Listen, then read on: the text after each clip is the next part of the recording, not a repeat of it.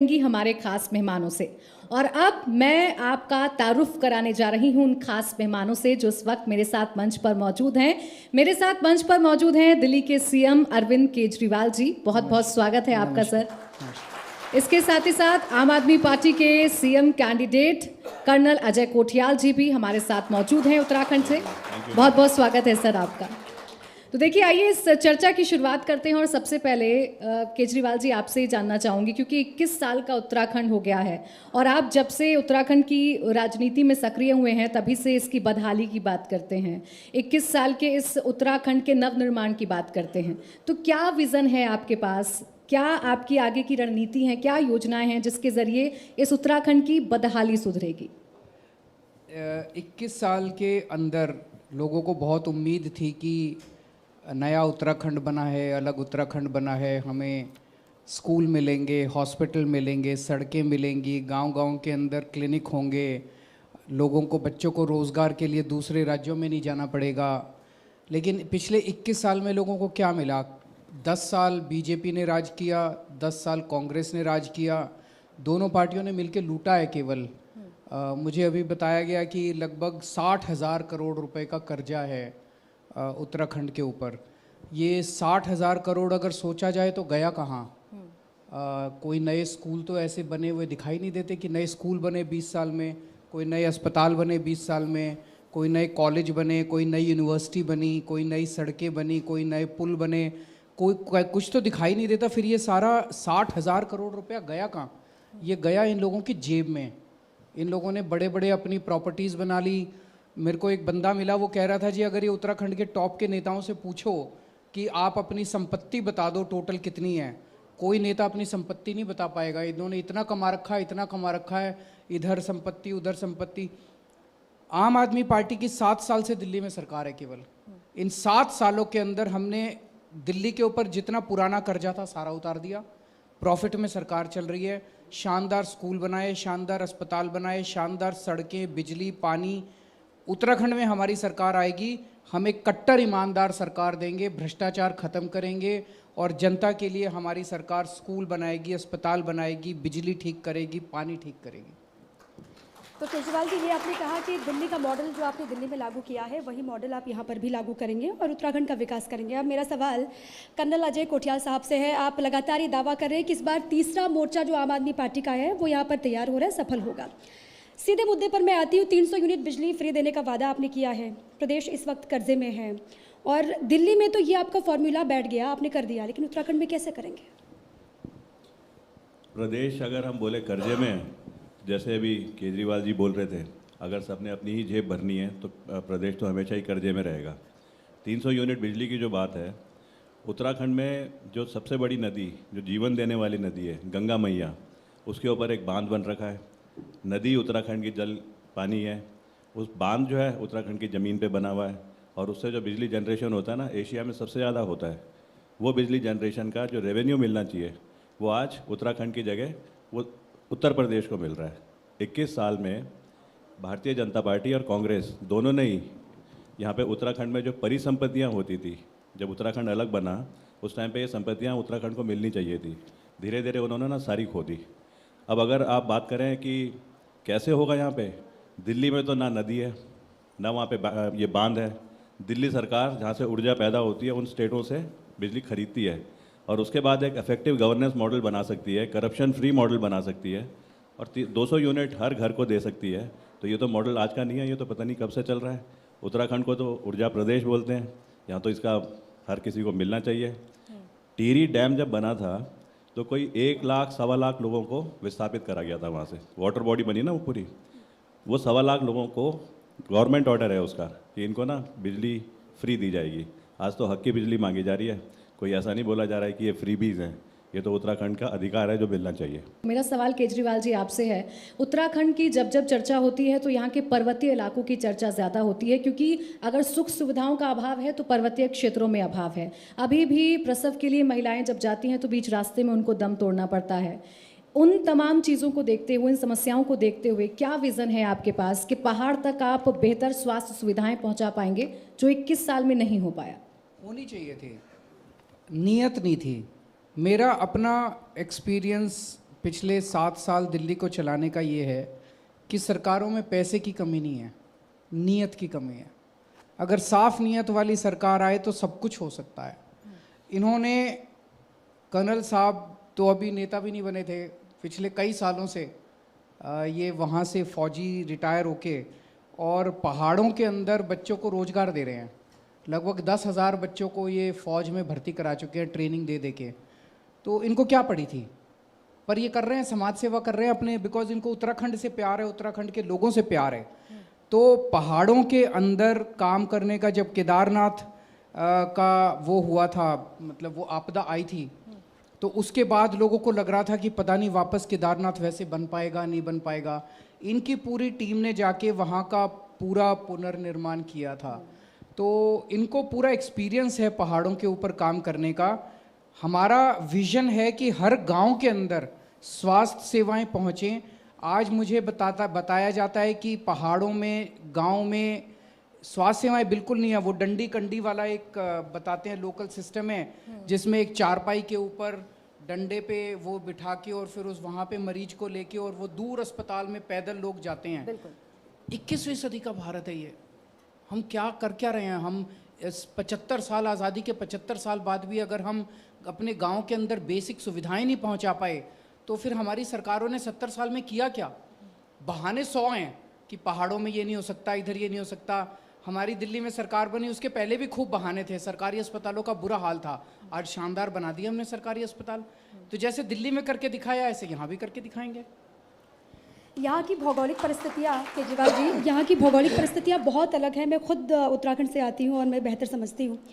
शिक्षा, स्वास्थ्य सबसे बड़ा मसला यहाँ पर रहा, उस पर किसी का फोकस नहीं हुआ, ये जग जाहिर है। अब अजय जी ये दावा कर रहे हैं कि वो आएंगे तो इस पर बेहतर कदम आगे उठाएंगे। मेरा सवाल महिलाओं को लेकर है। महिला सम्मान निधि के तौर पर आप ये कह रहे हैं सम्मान आप महिलाओं को देंगे 1,000 रुपये और बेरोजगारी भत्ता आप देंगे 5,000 रुपये।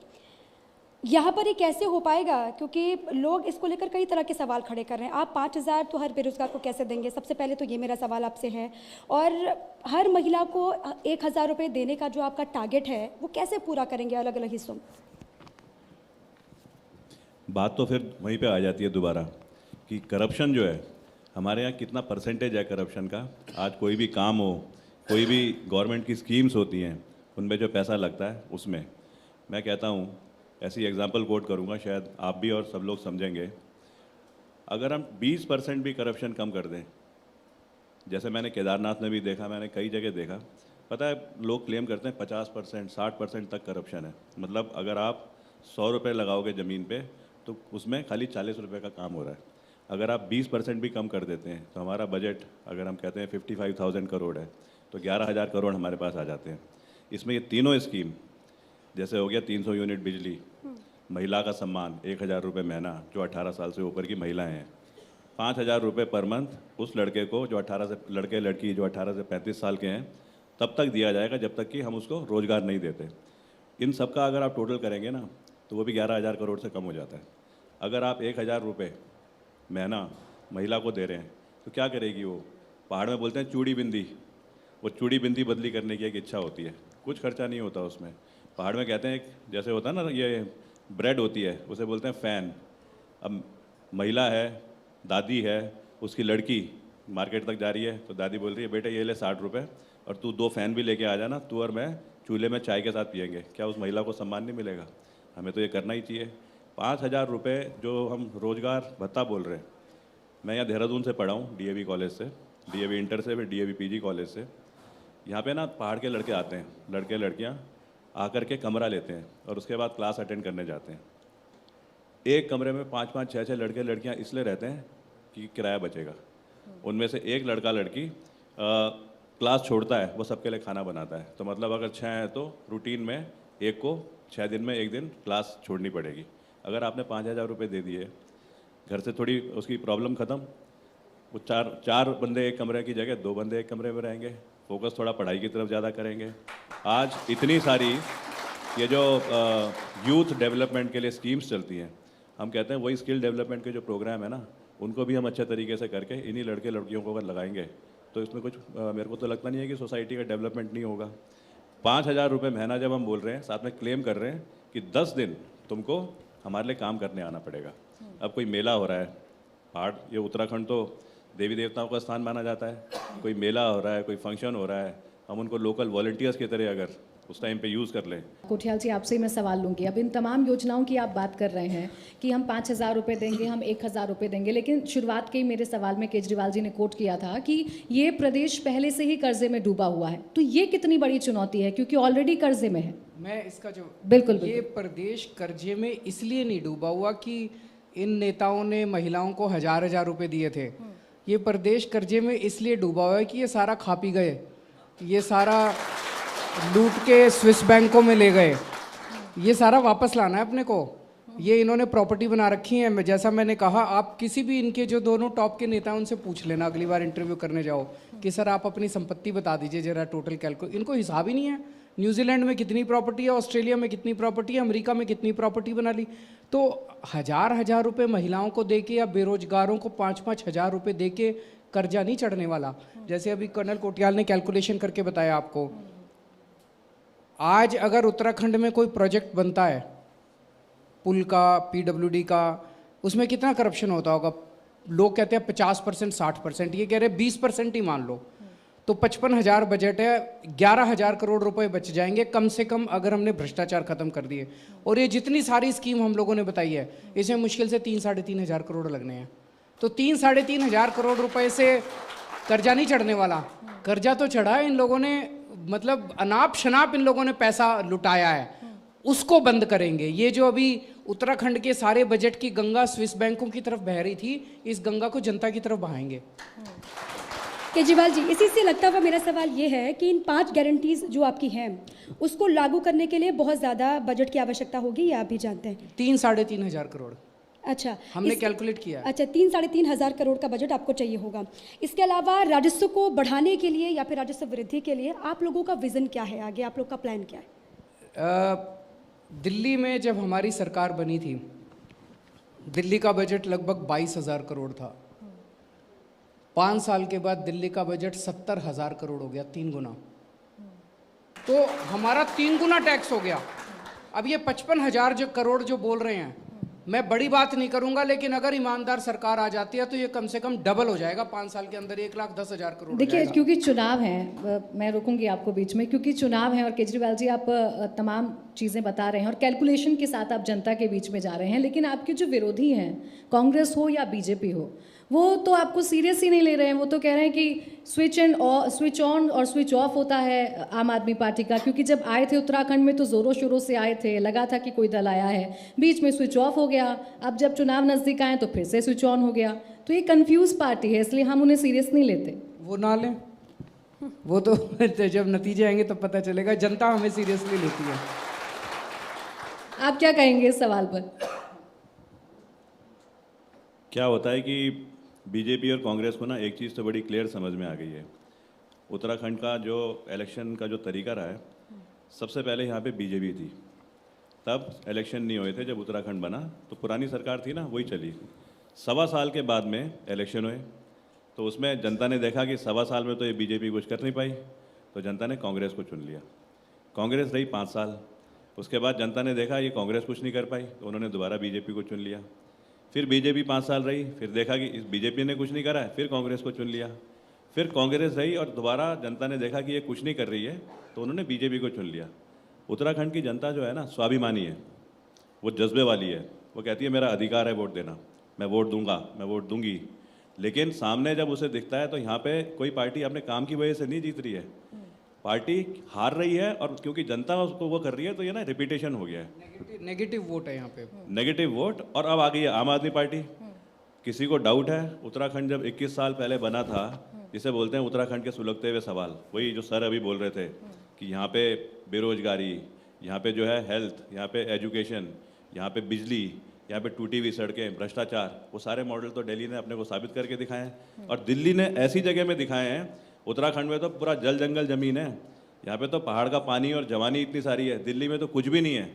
तब जाके दिल्ली में साबित कर दिया। तो यहाँ तो रेवेन्यू जनरेशन के, यहाँ पे एम्प्लॉयमेंट जनरेशन के इतने स्कोप हैं कि अगर सरकार अपने बच्चे को, जो नेता है, अपने बच्चे को पीछे के डोर से नौकरी ना दिखलाए और सबके लिए देखे, तो स्कोप ही स्कोप देते हैं यहाँ पे। तो आज हम जब जनता के बीच में जा रहे हैं, जैसे आपने कहा, आपने 5 गारंटी दी, आपको भी पता है कि हम क्या एजेंडा लेके जा रहे हैं। हम कह रहे हैं हम स्कूल बनाएंगे, हम अस्पताल बनाएंगे, दिल्ली में भी बनाए, यहाँ भी बनाएंगे, सड़क ठीक करेंगे, बिजली मुफ्त देंगे, बिजली 24 घंटे करेंगे, आध्यात्मिक राजधानी बनाएंगे, ब्ला ब्ला ब्ला। कांग्रेस क्या कह रही है? कांग्रेस का कोई एजेंडा है? कांग्रेस कह रही है भाई 5 साल इन्होंने लूटा, अब हमारी बारी है, अब हमें बारी दो, अब हम लूटेंगे।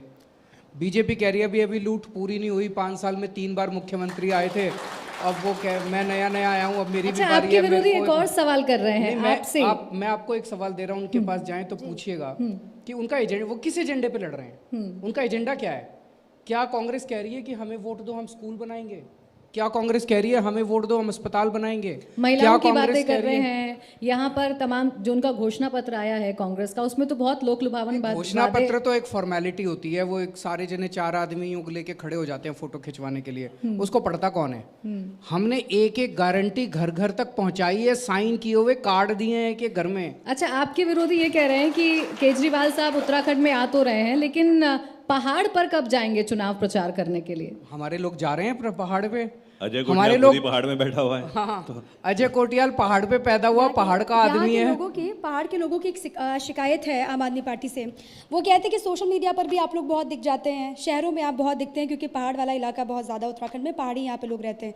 वो कहते हैं कि पहाड़ों में तो आते हैं नहीं। कितने पहाड़ों में आप गए हैं कर्नल अजय कोटियाल जी अभी तक? वो अगर कोई आंकड़ा हो आपके पास। आप मेरे से बात कर रहे हैं? हाँ जी, हाँ जी, आपसे आपसे। कुमाऊं और गढ़वाल का अगर उत्तराखंड में 6500 के करीब गांव हैं जी, तो आप लगा लीजिए कोई 4500 गांव मैं देख के आ चुका हूँ। और कौन से गांव?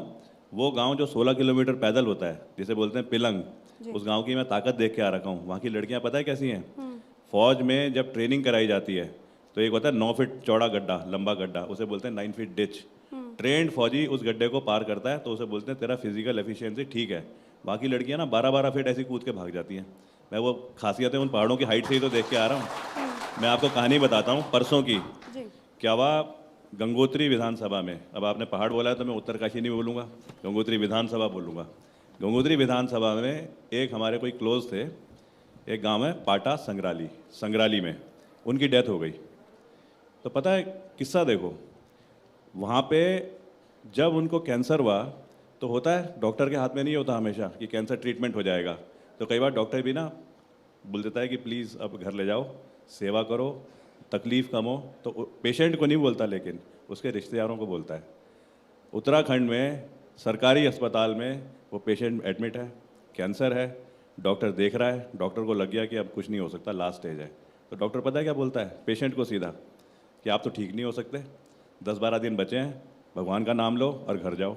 वो आदमी बेचारा, अब सोचो अगर मेरा ही कोई ख़ास रिश्तेदार है तो क्या मेरे को फीलिंग आएगी, कैसे मेरे वो पिताजी, मेरे दादा, मेरी माँ उसको सुन के दुख करके 12 दिन में इस धरती से गई होगी। वही दिल्ली में देख के आया मैं अभी बीच में। वहाँ पे हॉस्पिटल में क्या है, पेशेंट आया, डॉक्टर बोल रहा है सर वेलकम, पर्ची देखी, पता है कि ये जाने वाला है, सर आपको तो कुछ भी नहीं हो रखा। ऐसे मैंने इससे सीरियस 20 केस ठीक कर दिए। तो पेशेंट के अंदर ना जोश, वो कह रहा है कि अरे वाह, अब तो मेरे को दवाई भी वो कर देगी। हाँ। तो पहाड़ में जो चैलेंजेस है ना, मैं तो सबसे रिमोटेस्ट ऑफ द रिमोट वहाँ से देख करके आ रहा हूँ। बिल्कुल, देखिए आप तो बर्फ में भी चुनाव प्रचार करते हुए नजर आ रहे हैं गंगोत्री में। नहीं, आप भी देखिए ना वो वीडियो जब हम बर्फ में घूम रहे हैं। हम सब देख रहे हैं और दिखा भी रहे हैं, लेकिन उनको भी दिखा देना जो आपसे। हाँ, उनको दिखाना, मैं ये बोल रहा हूँ। बिल्कुल सबको दिखाएंगे, लेकिन वो आपको लेकर सवाल पूछ रहे थे केजरीवाल जी। देखिए वो तो ये कह रहे हैं उत्तराखंड के मुख्यमंत्री अजय कोटियाल, इलेक्शन तो हमने लड़ना है यहाँ से, केजरीवाल नहीं बन रहा। देखिए पार्टी के प्रमुख चेहरा हैं आप, और आप कितने पॉपुलर हैं जनता के बीच में। अच्छा चलिए, अगर केजरीवाल जी, एक मिनट दिल्ली मॉडल तो आपका है ना?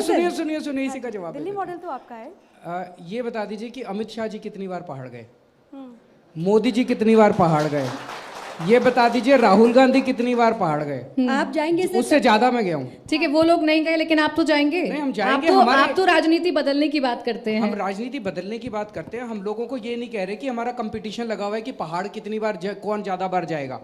हमारा कंपटीशन इस बात से है कि स्कूल ठीक कौन करेगा, जनता को रोजगार कौन देगा, जनता के स्कूल और अस्पताल कौन बनाएगा, जनता को बिजली को, इस बात का कंपटीशन है। बिल्कुल। और देखिए ये जो राजनीति में तू मैं की राजनीति है ना, ये हमें करनी नहीं आती और ना हम इसमें यकीन बिल्कुल। देखिए राजनीति में इस बात का कंपटीशन होना भी चाहिए, जनता से भी सवाल लेंगे, लेकिन चूंकि आप चेहरे को लेकर बात कर रहे थे तो एक सवाल मेरे मन में है।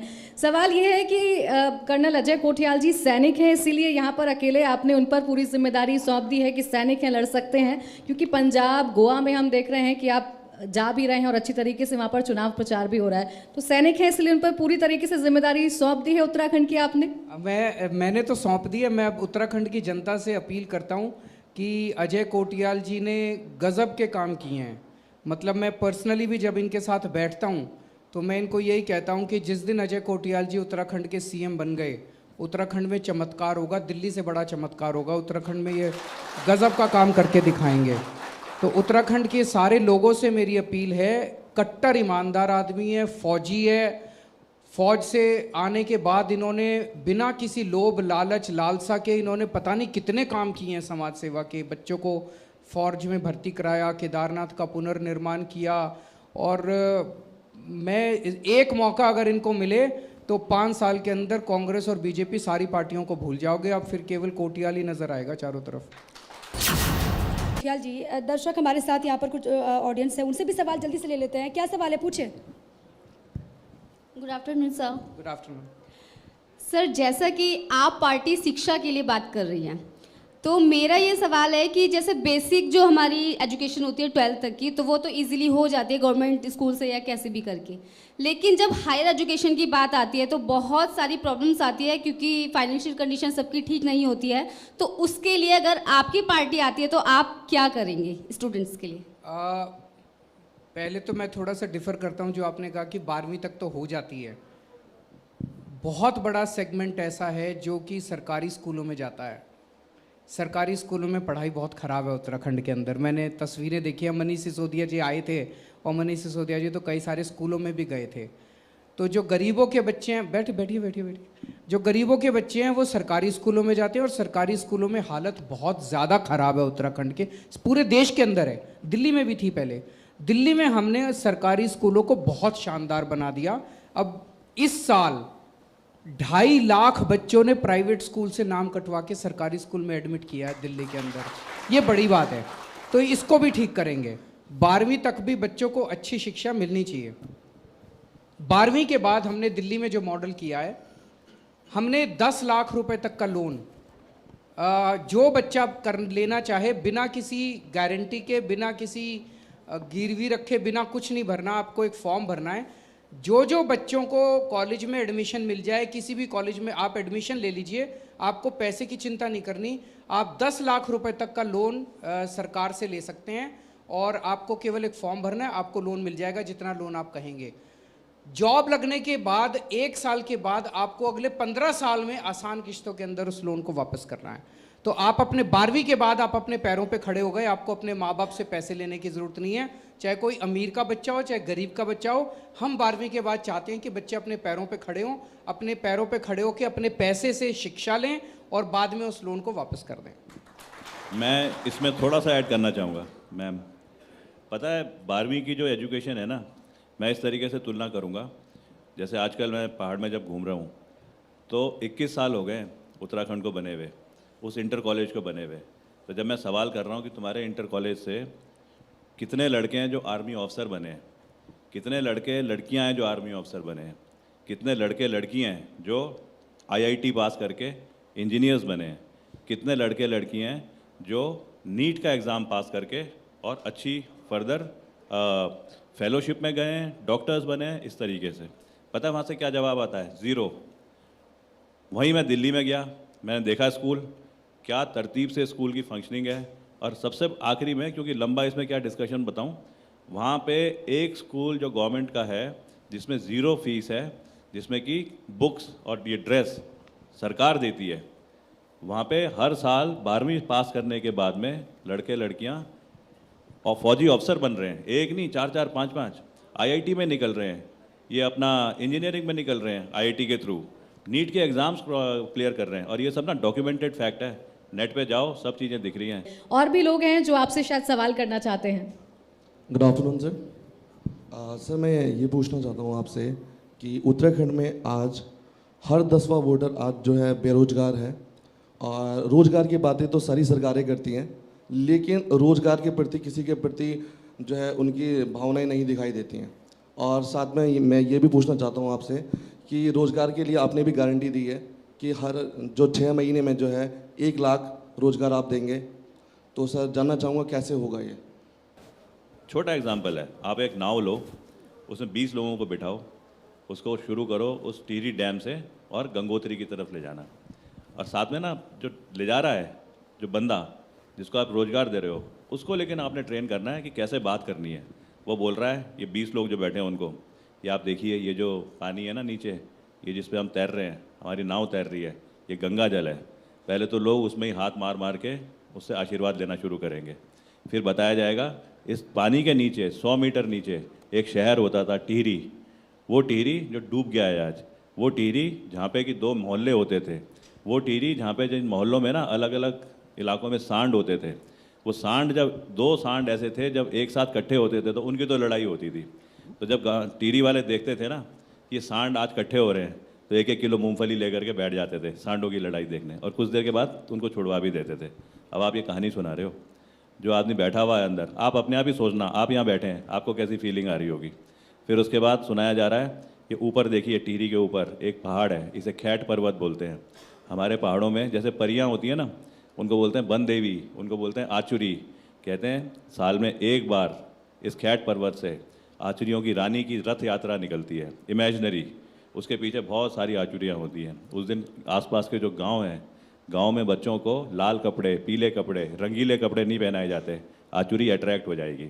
उस दिन बाजे नहीं बजाए जाते, क्योंकि बाजे सुन करके आचुरी अट्रैक्ट हो जाएगी और आपको गुम कर देगी, आपको ले जाएगी।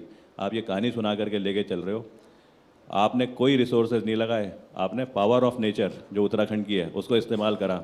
मैं बता रहा हूँ 3 महीने के अंदर वहाँ पे 100 नाव चलेंगी और हर कोई ना इसको इस्तेमाल करना चाहेगा।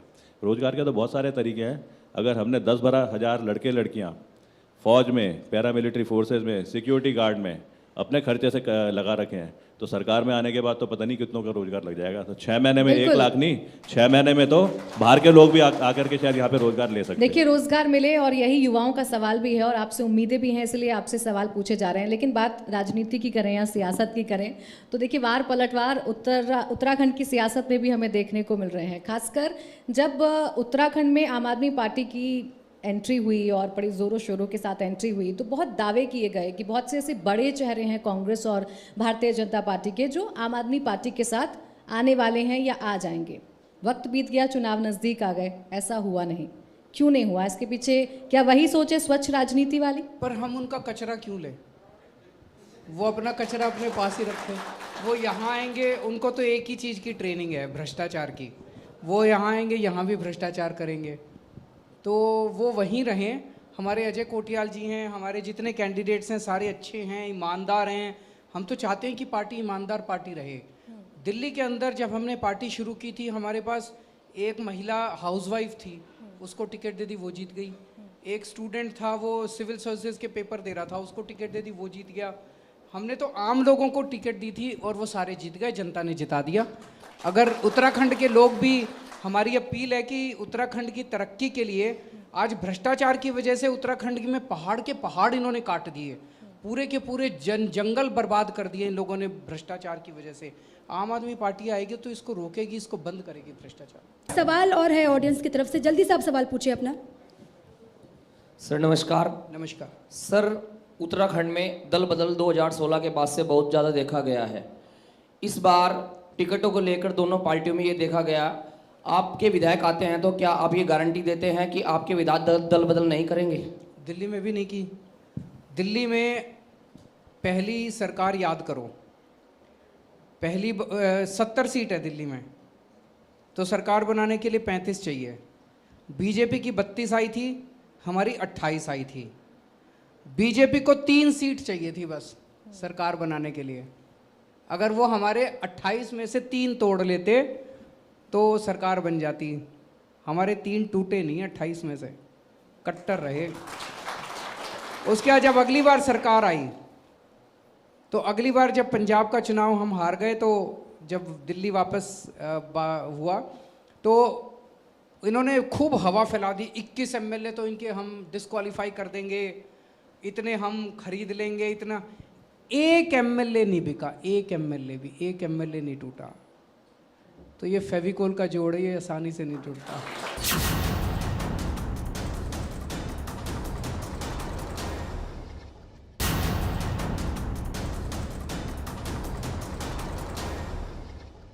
कर्नल अजय कोठियाल जी, आपसे मेरा सवाल है, चूंकि आप गंगोत्री से चुनाव लड़ रहे हैं और गंगोत्री के बारे में ये कहा जाता है, सियासी चर्चाएं ये हैं कि 1992 से उस सीट पर जिस भी पार्टी का कैंडिडेट जीता है, उत्तराखंड की जो बागडोर है उसी पार्टी के हाथ में गई है। तो क्या यही वजह है गंगोत्री चुनने की? देखिए क्या होता है, ये जो पॉलिटिकल पार्टीज़ हैं ना, ये मिथ्या बनाती हैं। अब अगर आप इसी को दूसरे नज़रिए से देखें तो जो सरकार वहाँ पे कांग्रेस थी, गंगोत्री में जीते हुए विधायक विजयपाल सचवान जी, तो सरकार कांग्रेस की बन गई। कांग्रेस ने काम नहीं करा तो बीजेपी आई, तो सरकार बीजेपी की बन गई। फिर बीजेपी ने काम नहीं करा तो सरकार फिर दोबारा कांग्रेस की बन गई। तो ये नहीं है कि वहाँ से जो जीतता है, वहाँ से जो हारता है वो अगले को मौका देता है सरकार बनाने का। ये मिथ्या तो इस टाइप से भी है। लेकिन अजय कोठियाल की अगर बात करूँ तो उत्तरकाशी में पहली वो पोस्टिंग मेरी थी आर्मी से, जब मैं उत्तराखंड में आया। वो मेरी कर्म भूमि कैसे बनी, वहीं से मैं गया केदारनाथ पुनर्निर्माण के लिए, सारे लड़के लड़कियों को लेकर के। वहाँ के गांव ने मेरे को 70 नाली ज़मीन, कोई नॉर्मल चीज़ नहीं है, पहाड़ में कोई गांव 70 नाली ज़मीन डोनेट कर रहा है मेरे को कि सर आप यहाँ पे ना एक वो जो ट्रेनिंग कैंप है वो खोलो। वहाँ से हमारे यूथ फाउंडेशन शुरू हुआ। वहाँ पे हमने सबसे ज़्यादा लोगों का ट्रीटमेंट कराए, वहाँ पे सबसे ज़्यादा हमने लोगों के घर बनाए, लोगों से डोनेशन लेकर के, घोड़े खच्चर लेकर के दिए। वहाँ पे मेरे सबसे ज़्यादा यूथ फाउंडेशन के 1500 लड़के लड़कियाँ हैं वहाँ से जो भर्ती हो रखे हैं। अगर 1500 हैं तो आप वैसे ही लगा लो 15 4 6000 तो मेरा अपना, जिसे लोग बोलते हैं ना डेडिकेटेड बैंक, ये मेरा डेडिकेटेड बैंक नहीं है, ये मेरे परिवार है वहाँ पे। अगर ये सब चीज़ें मेरे साथ है, वो वहाँ पे जो सबसे बड़ा भगवान जो है काशी विश्वनाथ, वो मेरे को आशीर्वाद देता है, तो मेरी तो कर्म भूमि है वो। और वैसे भी मैं गढ़वाल के कोई ना टिहरी, ना पौड़ी, ना उत्तरकाशी, चमोली, ना कुमाऊँ, मैं कहीं का नहीं हूँ। मैं तो गढ़वाल राइफल का हूँ ना। गढ़वाल राइफल वाले को तो कहीं से भी लड़ना चाहिए। अच्छा, आप सैनिक हैं और ये कहा भी जा रहा है केजरीवाल जी कि उत्तराखंड सैनिकों की भूमि है, वीर भूमि है, और जहाँ पर सैनिकों की बात आती है तो इमोशनल लोग अपने आप हो जाते हैं, भावनात्मक ये मुद्दा हो जाता है। और आप पर ये आरोप लग रहा है कि आपने इमोशनल कार्ड खेलने की कोशिश की है उत्तराखंड में। ये सवाल मेरा आपसे, और उसके बाद मेरा सवाल आपसे अजय जी ये है, आप ये कहते हैं कि आपको राजनीति नहीं आती। जो दो दलों के, कांग्रेस और बीजेपी के जो धुरंधर दिग्गज हैं, जो नेतृत्व कर रहे हैं इस वक्त पार्टी का, उनका सामना आप कैसे करेंगे अगर आपको राजनीति नहीं आती? ये लोग कह रहे हैं, राजनीतिक जानकार कह रहे हैं कि वो तो इतने सालों से सियासत करते आ रहे हैं और आप कहाँ नौसिखिया, कैसे आपका नेतृत्व करेंगे? सबसे पहले केजरीवाल जी। देखो ना, राजनीति ना मेरे को आती ना इनको आती, हमको काम करना आता है। दिल्ली में काम करके दिखाया है। मेरे को भी राजनीति नहीं आती, बिल्कुल नहीं आती, और राजनीति से नफरत है हम लोगों को, लेकिन काम करना आता है। हमने वहाँ पे स्कूल, अस्पताल, बिजली, पानी करके दिखाए। इन्होंने यहाँ पे बहुत सारा समाज सेवा का काम करके दिखाया। मैं समझता हूँ कि आज उत्तराखंड की जनता भी राजनीति से नफरत करने लगी है, नेताओं से नफरत करने लगी है, पार्टियों से नफरत करने लगी है। जनता को भी काम चाहिए। जनता को, एक आम आदमी को क्या चाहिए कि मेरे बच्चों को अच्छी शिक्षा मिल जाए, अगर मेरे घर में कोई बीमार हो तो अच्छा इलाज मिल जाए, अस्पताल में ज़्यादा पैसे ना लगें, बिजली का बिल कम आए, 24 घंटे बिजली आए, पानी मिल जाए, रोज़गार मिल जाए। यही तो चाहिए एक आम आदमी को। इसकी बात कोई पार्टी नहीं करती, कोई इन चीज़ों की बात नहीं करती। वो ये करते हैं और वो मैं करता हूँ। देखो राजनीति की जो बात है ना, इनको राजनीति, अगर इसको राजनीति बोलते हैं तो ये तो मेरे को कभी भी नहीं आ सकती। अरविंद केजरीवाल सर जैसे बोल रहे हैं, IIT खड़गपुर से इन्होंने इंजीनियरिंग पास करी, सिविल सर्विसेज का एग्ज़ाम निकाला, सोसाइटी में काम करा, आज ये मुख्यमंत्री बन रखे हैं। कौन है ऐसा मुख्यमंत्री पूरे उत्तराखंड में, पूरे देश में, जो इस टाइप के बैकग्राउंड से आया हुआ होगा? मेरे को राजनीति नहीं आती, लेकिन मेरे को ना एक दूसरी चीज़ आती है, उसे बोलते हैं लीडरशिप। और वो कैसे आती है?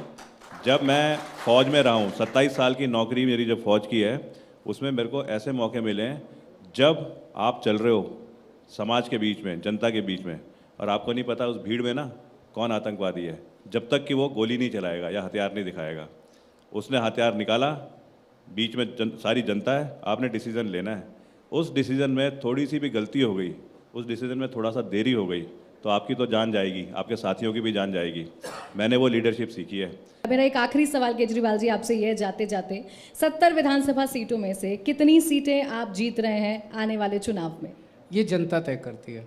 जो जनता का आदेश होगा वो सर माथे पे होगा। हमें उम्मीद है कि जनता भारी बहुमत से, अच्छे बहुमत से हमारी सरकार बननी चाहिए। अजय जी का कोई आकलन हो सकता है? आप तो ग्राउंड पे जा रहे हैं, देख रहे हैं, स्थितियों को भाप रहे हैं, कोई आकलन है, कोई टारगेट है? जैसे सर ने बोला, इसमें तो कोई डाउट नहीं है कि जनता चाह रही है आम आदमी पार्टी आए, तो इसका मतलब आम आदमी पार्टी की सरकार तो आ ही रही है।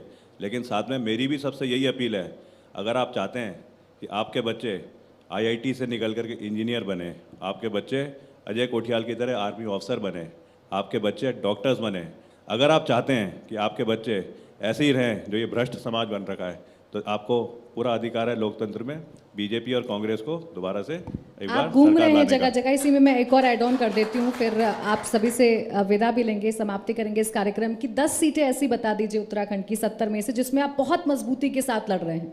हम चीज़ों की तुलना नहीं करेंगे। जनता बोल रही है, सब जगह हमारी जो हमारा जो एक्सेप्टेंस है वो बढ़ता जा रहा है। आपसे इतना शेयर करूंगा कि जो हमने गारंटी, रोजगार गारंटी और ये जो गारंटीज जो लोगों को समझाई, उनमें ना हमने रजिस्ट्रेशन कराया। और रजिस्ट्रेशन का मतलब ये नहीं खाली फॉर्म भर दिया, उनके साथ हम एक मोड में आ गए, कम्युनिकेशन मोड वो में। रजिस्ट्रेशन में 16 लाख से ज्यादा लोगों के कनेक्ट होने की बात भी आप कर रहे हैं, free 18.5 बिजली। लाख 18.5 लाख लोग तो कनेक्ट हो रहे उन्हें कन्वर्ट कर लेंगे, वोटों में कन्वर्ट कर लेंगे सर? भाई अगर किसी को रोजगार चाहिए तो वो तो जरूर वोट देगा। उसने तो रोजगार का कार्ड भरा है। जिसे फ्री बिजली चाहिए तो उसने तो फ्री बिजली का कार्ड भरा है, वो तो जरूर देगा वोट। चलिए, और, बहुत और बहुत लोग इसमें रिस्पॉन्ड भी कर रहे हैं। हमारे कॉल सेंटर से जब कॉल जा रही है तो रिस्पॉन्स आ रहा है, अराउंड 80% रिस्पॉन्ड आ रहा है। मतलब उसमें मैं बोलूँगा कुछ को तो हम कनेक्ट ही नहीं कर पा रहे, लैक ऑफ कम्युनिकेशन होता है ना। लेकिन आप देखिए 16-17 लाख अगर किसी को वोट मिलते हैं उत्तराखंड में, उसकी सरकार बन जाती है। हमारे तो बिल्कुल, अभी देखिए। रजिस्ट्रेशन इतने हैं, इनसे रिलेटेड लोग कितने होंगे अभी, तो वो और आगे आएंगे। बिल्कुल, देखिए बहुत बहुत शुभकामनाएं आपको आने Thank वाले उत्तराखंड के भविष्य के लिए, और जिस तरीके से आप वादे कर रहे हैं, बहुत बहुत शुक्रिया आप दोनों का हमारे साथ जुड़ने के लिए, हमारे मंच पर आने के लिए और ABP गंगा से खास बातचीत करने के लिए। तो आपने देखा हमारा एक खास कार्यक्रम विजय तिलक, जिसके जरिए हमने बताया कि आम आदमी पार्टी की क्या रणनीति है और आने वाले चुनावों में कितने दल बल के साथ, कितनी मजबूती के साथ आम आदमी पार्टी चुनाव लड़ रही है। आप देखते रहिए ABP गंगा।